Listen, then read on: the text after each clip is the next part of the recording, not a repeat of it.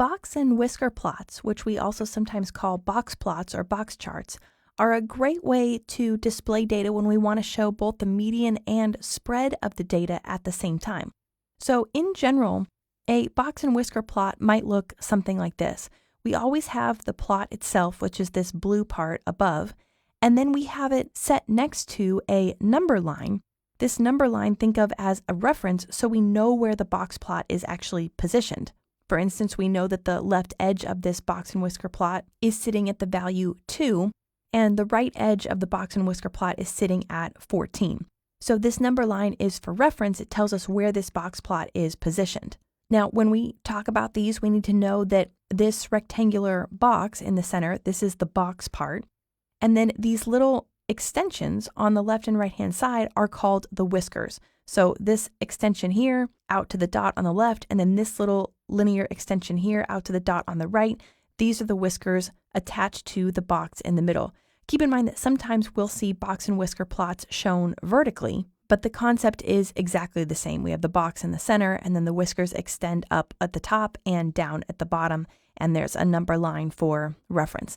So we have the box and we have the whiskers. And the great thing about a box and whisker plot, again, remember all of these plots, we're just looking for the best way to communicate the data, to communicate the point we're trying to make that we see in the data. And the great thing about the box and whisker plot is that it does show us a lot of data at the same time. This picture looks simple, but it's communicating a lot of different things all at once. So this far left edge of the whisker represents the minimum value of the data.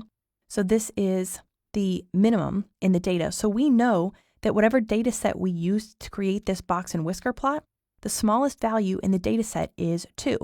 And then, as you may expect, this far right edge of the right whisker represents the maximum point of the data set. So we know that the maximum value in this data set is 14. So that's already 2 pieces of information. And then if you remember, we talked about this before, we know that the range of a data set is always equal to the maximum minus the minimum. So because we know that the maximum here is 14 and the minimum is 2, we can say that the range for this data set is 14 minus 2, or 12. And very quickly, we can know from the box plot that the range of the data is 12. So now we have 3 pieces of information.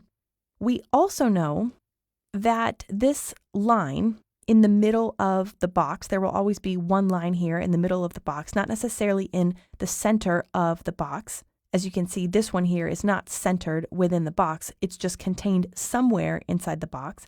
But this is always representative of the median. So in our case, the median is at 11.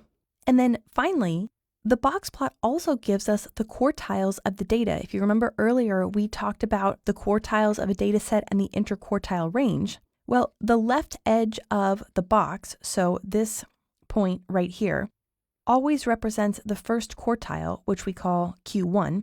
As you know, the median is by definition Q2.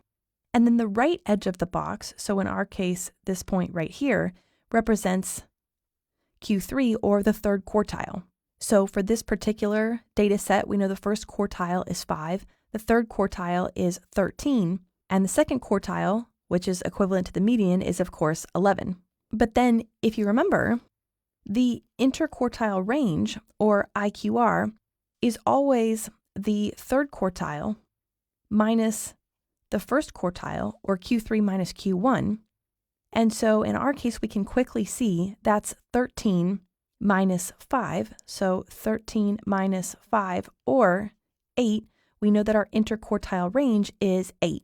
Based on the fact that the quartiles are represented by the left edge, this median line, and the right edge of the box, remember that the quartiles divide the data set into quarters.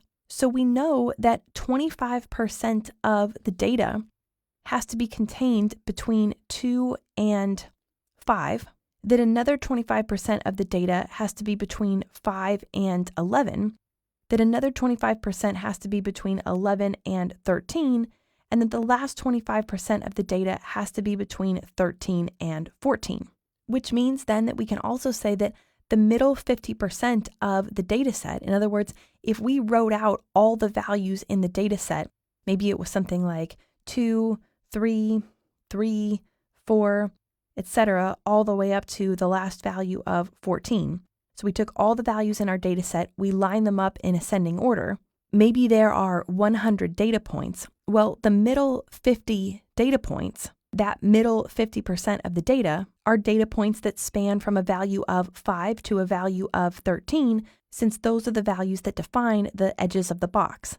So you can see that with a quick box and whisker plot, we have the minimum, maximum, and range, that's 3 pieces of information, the 3 quartiles and IQR, that's 4 more pieces of information, or 7 total, plus the median. Of course, that's the same as Q2, but if we think about it as a separate thing, now we have 8 pieces of information. Plus, we can think about each quarter of the data, one being represented by the left whisker, one being represented inside the box to the left of this median line, one being represented by the inside of the box to the right of the median line, and the last quarter being represented by this right whisker.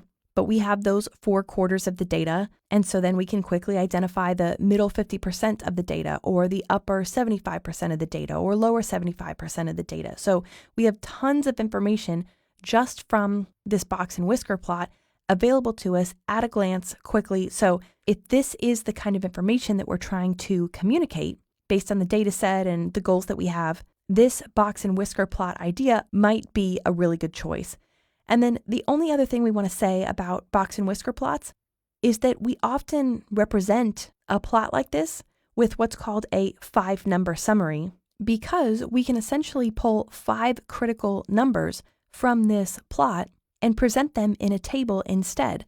So those 5 numbers are these values here: 1, 2, 3, 4, and 5. In other words, minimum value, left edge of the box, median, right edge of the box, maximum. If we collect those values in a 5-number summary, it looks like this. We show it as the minimum. Here our minimum value was 2, so we're showing a minimum value of 2. Q1, or the first quartile, the boundary between the lower 25% of the data and the second 25% or second quarter of the data. That's right there at 5. So we have the first quartile. We have the median, or we could also call that Q2. We have the third quartile, or we could also call that Q2, or the second quartile. We have Q3, the third quartile, and then the maximum. This 5-number summary is essentially displaying all of the same information as the box and whisker plot. It's a little less visual, but the numbers are all right there. So this is kind of 2 different ways of representing the same thing.